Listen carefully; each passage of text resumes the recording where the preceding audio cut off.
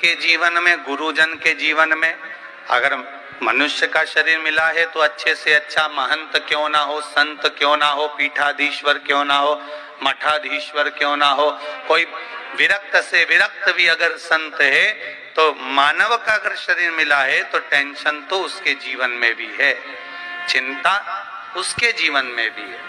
और अगर साधारण सा एक मानव है जो 2 रोटी खा रहा है, व्यापार कर रहा है, व्यवसाय कर रहा है, दुकान चला रहा है, हाथ गाड़ी चला रहा है, साइकिल रिक्शा चला रहा है, ठेला चला रहा है, पान की दुकान चला रहा है, एक साधारण सा व्यक्ति, मनुष्य का अगर जन्म मिला है, मानव का शरीर मिला है, साधारण से साधारण मानव को भी मानसिक टेंशन, जीवन में चिंता तो रहेगी।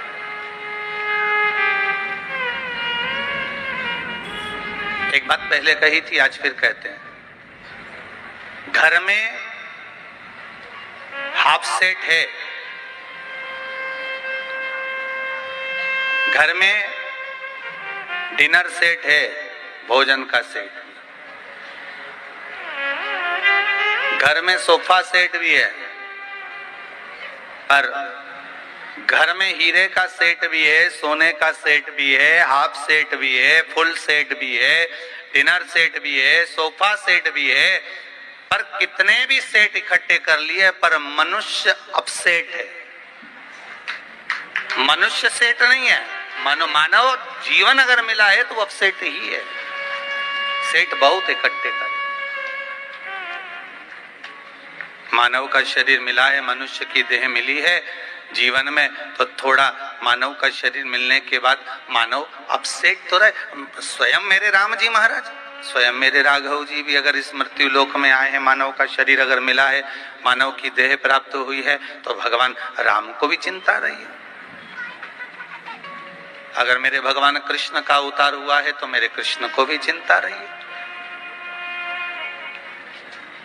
चिंता किसको नहीं थी महाराज।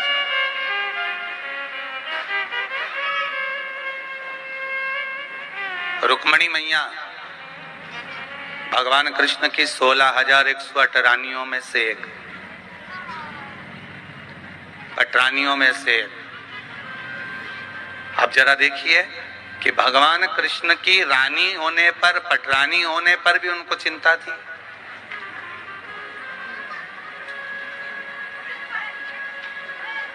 घर में बेटे का जन्म हुआ, रुक्मणी मैया के गर्भ से भगवान प्रद्युम्न का जन्म हुआ। श्रीमद् भागवत कथा कहती है, घर में बेटे का जन्म हुआ और बेटे का जन्म होने के बाद 10वें दिन ही बेटे का हरण हो गया। सुनिए कि नहीं सुनी भागवत जी में? सुना है ना कि बेटे का जन्म हुआ, प्रद्युम्न का जन्म हुआ, और प्रद्युम्न का जन्म होने पर 10वें दिन तो बेटे का अपहरण हो गया।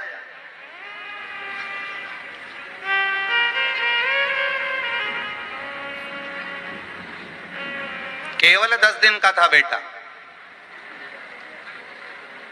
और केवल 10 दिन के उस बेटे का हरण हो गया था, केवल 10 दिन का। अब जरा विचार करिएगा, एक माता के पास में सोए हुए पुत्र का 10वें दिन हरण हो जाना, माता कितनी रोती होगी, बिलखती होगी, कितना रोती होगी मां, कितना बिलखती होगी।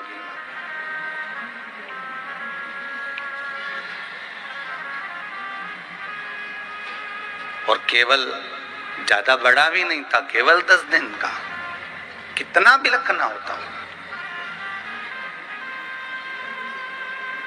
महाराज।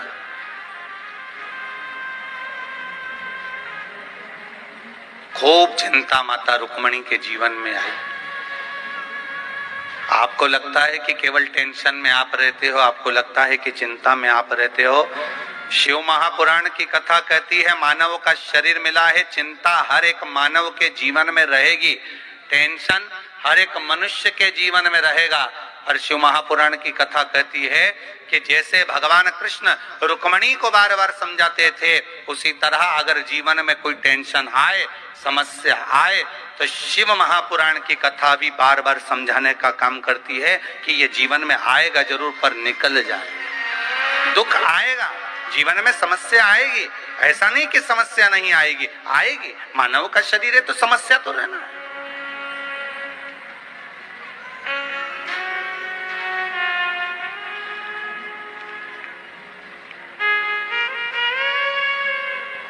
रुक्मणी मैया खूब रोई।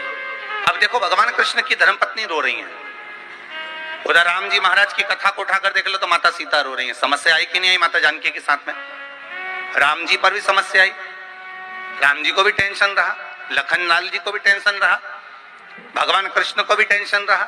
समस्या क्या नहीं आई? अगर मानव का देह मिला है, हम कहते हैं कि मनुष्य का शरीर मिला और आपको समस्या नहीं रहेगी, टेंशन नहीं रहेगा, या कोई तुमको बाबा जोगी मिल जाए, कोई ऐसा महाराज मिल जाए जो तुमसे कहे कि मैं तुमको ऐसा कर देता हूं कि तुम्हारी जिंदगी में कोई टेंशन रहेगा ही नहीं, तो चिंता तो होगी, टेंशन भी आएगा, समस्या भी आएगी। पर इतना याद रखना, मेरे भगवान कृष्ण रुक्मणी जी को समझा समझा कर चिंता कम कर देते हैं, राम जी सीता जी को समझाकर चिंता कम कर देते हैं, और राम जी और कृष्ण जी को चिंता आती है तो देवाधिदेव महादेव समझाकर कम कर देते हैं। उसी तरह आपके जीवन में भी समस्या आए, चिंता आए, आएगी, पर हमें भटकना नहीं, हमें शंकर की शरण में रहना, हमें शिव के चरणारविंद में रहना,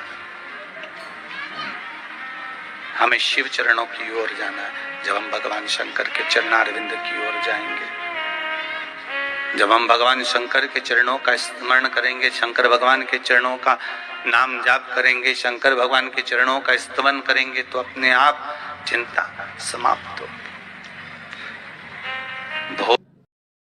और हमेशा याद रखो, शिवलिंग घर में जो शंकर भगवान का शिवलिंग होता है वो कभी पोला नहीं होना चाहिए। वैसे तो हिंदू धर्म की शास्त्र रीति कहती है कि घर में कोई भी मूर्ति पोली नहीं होना चाहिए, किसी भी मूर्ति को पोला नहीं होना। लक्ष्मी जी हो तो ठोस हो, गणेश जी हो तो ठोस हो, देवी देवता लड्डू गोपाल कृष्ण राम सीता कुछ भी तुम्हारे घर में हो तो वो पोले नहीं होना, अंदर से खाली नहीं होना चाहिए। जो मूर्ति घर में पोली होती है उसके घर में 1 रुपए कमाओ 1.25 रुपए खर्च वाला काम चलता रहता है, कभी जिंदगी में पैसा नहीं जोड़ता। घर पोला की पोला ही रहता है, कितना भी तुम कमा कमा कर लाओगे तो भी घर में दिखेगा। और किसी किसी के घर में अगर मूर्तियां अगर ठोस है, मूर्ति अंदर से अगर भरी हुई है, तो अगर 2 रुपए भी कमाएगा तो घर में बचत दिखेगी, और अगर घर में मूर्ति पोली है तो कितना भी कमाएगा वो खाली की खाली ही दिखेगी। कई लोग कहते हैं महाराज जी हमारे घर में बरकत नहीं दिखती है, मेरा पति कमाता, बेटा कमाता, बड़ा बेटा कमाता, खूब कमाता, पर घर में पैसा नहीं दिखता, घर में पैसा नहीं दिखता, तो टिके कहां से? जरूर तेरी तिजोरी में, जरूर तेरी पूजन में कोई लक्ष्मी जी की मूर्ति या गणेश जी की मूर्ति या किसी देवता की मूर्ति पोली होगी, इसलिए घर में लक्ष्मी टिक नहीं रही, घर में पैसा बना। कैसी मूर्ति होना चाहिए? जम के बोलिए, ठोस, पोली नहीं होना चाहिए। तो महाराज पोली मूर्ति का क्या करें? तो कुछ मत करो, मेन लाओ बाजार से, राल लाओ या मेन लाओ, कुछ भी मेन लाकर, मोम लाकर, वो मोम नहीं होता, उस मोम को पिघलाकर उस मूर्ति के अंदर भर दो। पर मूर्ति ये नहीं कि अपने को पोली है तो घर से बाहर निकाल दो, उसको ठोस। अगर मूर्ति पोली रहती है तो 2 क्रम होते हैं, एक तो लक्ष्मी नहीं टिकती, दूसरी घर में कोई ना कोई व्यक्ति एक ना एक बीमार पड़ा ही रहता है। एक ठीक होगा दूसरा बीमार पड़ेगा, दूसरा ठीक हुआ तीसरा बीमार पड़ेगा। मतलब डॉक्टर में कहीं ना कहीं किसी ना किसी रूप में हफ्ते में महीने भर में पैसा जाना है, जाएगा, रुकेगा नहीं। जल का पात्र भरकर लाती है, बेलपत्र शिव को समर्पित करती है और जल समर्पित करती है। ऐसी ही लेटेस्ट वीडियो पाने के लिए सब्सक्राइब करें हमारे चैनल शिव भक्ति को। में से पानी नीचे बहता है, समझ लेना जरा अच्छे से हो।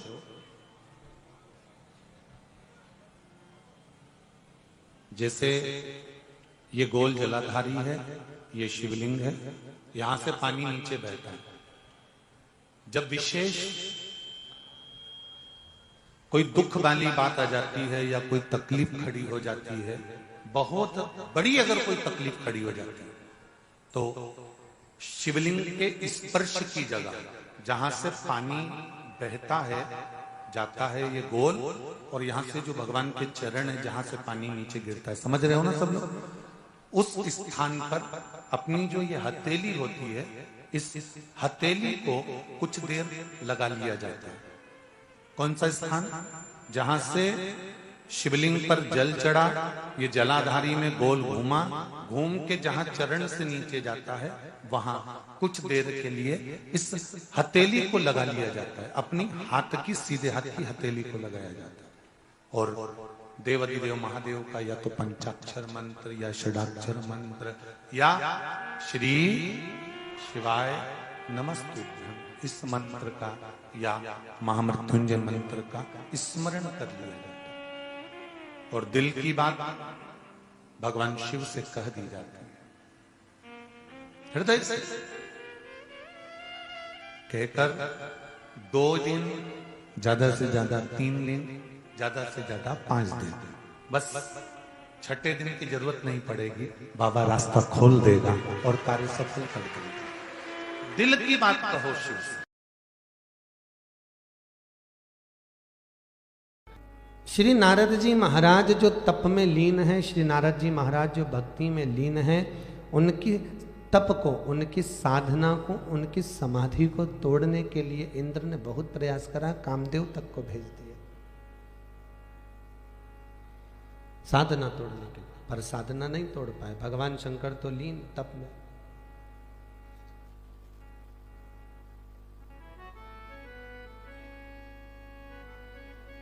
भगवान नारद जी महाराज तप में लीन है, साधना में लीन है।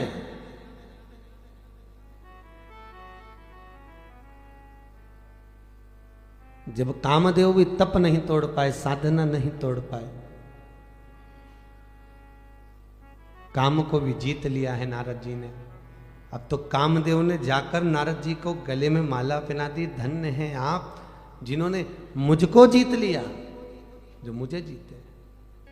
भगवान नारद जी महाराज तप में लीन है, साधना में लीन है।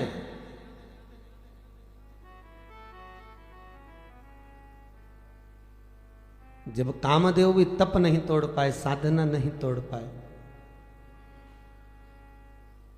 काम को भी जीत लिया है नारद जी ने। अब तो कामदेव ने जाकर नारद जी को गले में माला पहना दी। धन्य हैं आप जिन्होंने मुझको जीत लिया, जो मुझे जीते। नारद जी प्रसन्न हो गए, मैंने काम को जीत लिया, जिसको शिव नहीं जीत पाए, जिसको स्वयं शंकर नहीं जीत पाए, उसको मैंने जीता, वो काम को मैंने जीता। बस यही तो अहंकार है। अहंकार में 3 गए, धन वैभव और वंश। ना मानो तो देख लो रावण, कौरव और कंस। ये तीनों अहंकार में चले गए। धन भी गया, वैभव भी गया, वंश भी गया, रावण भी गया, कौरव भी गया और कंस भी गया। ये तीनों अभिमान में गए, अहंकार में गए। और नारद जी महाराज को आज अभिमान आ गया, अहंकार आ गया कि जिसको स्वयं शिव नहीं जीत पाए, उसको मैंने जीता। और बस इतना स्मरण हो गया कि शिव नहीं जीत पाए और मैंने जीत लिया। नारद जी गए, घूमते घूमते भगवान शंकर के पास पहुंच गए और शिव जी से जाकर कहे, ए भोलेनाथ, ए त्रिकालदर्शी, ए कैलाशी, ए अविनाशी, ए शंकर, देखो मेरी वीरता देखो कि जिस कामदेव को तुमने नहीं जीता, उस कामदेव को मैंने जीता। भगवान शंकर ने हाथ जोड़कर कहा, नारद जी आप तो देव ऋषि नारद हो, आप तो संत हो, और मृत्यु लोक का संत हो चाहे देवलोक का संत हो, संत तो सब पर विजय प्राप्त कर सकता है, हम कहां कर सकते, हम तो सांसारिक। ऐसी ही लेटेस्ट वीडियो पाने के लिए सब्सक्राइब करें हमारे चैनल शिव भक्ति को। नारद जी कहने लगे, संत वाली बात नहीं है भोलेनाथ जी, आप भी तो तप करे थे, आपने भी तो साधना करी थी, आपने भी तो आराधना करी थी, आपने भी तो भक्ति को धारण करा था, पर कामदेव ने आपको डिगा दिया, पर मुझे नहीं डिगा सका, देखी मेरी साधना।